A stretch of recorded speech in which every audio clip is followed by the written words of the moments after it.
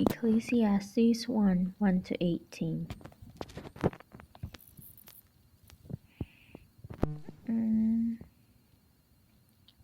Yeah, the author is someone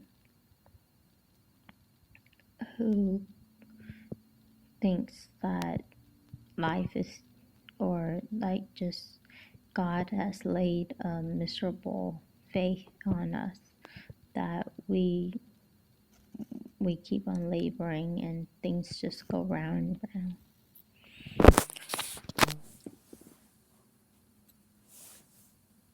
So a little bit of a pessimist. So the philosopher described life as useless as in things just like there's a pattern and yet there's no like real conclusion. It's just a circular motion. My outlook on life, I think the reason why he feels useless is because his purpose for his life was to learn the difference between knowledge and foolishness, wisdom and madness. And then he found that purpose might as well be chasing the wind. And I think that life is, it has its cycles, it has its like circular, like the work, eat, sleep, work kind of like thing. But my life, I think my life has a purpose and meaning because I don't chase after things like that.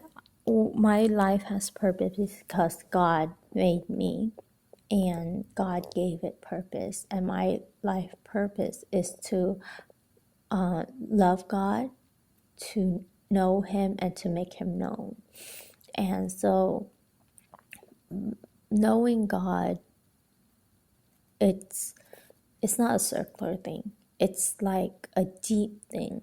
So you're kind of like peeling an onion and you just keep on peeling the layers and you get to know God deeper and understand His word more and more, and you're just fascinated by who God is and what He has done for us. And so in that sense, my life is different. And I think, and from reading the Bible, Solomon's life was just filled with trying new things, like things that he has the money and the power to do, yet my life, but yet it all leads to emptiness. But to know God, that I think that is not futile. That leads to life, and God says so. God promises that knowing Him, you will get wisdom. Knowing Him, you will have an abundant life. And just so knowing God is much far better.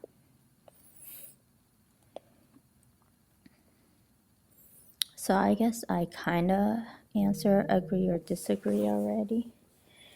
And then read verse 18.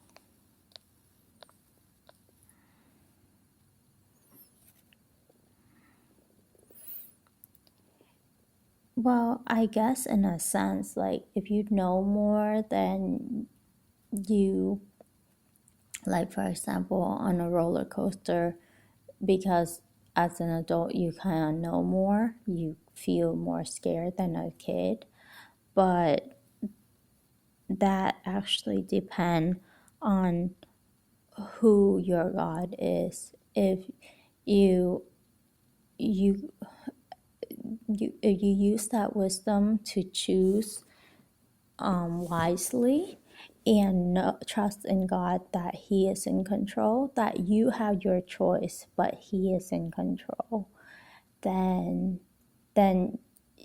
you will just use your wisdom in a limited sense so that you can choose the best decision for a given situation. And so wisdom is used for a wise choice.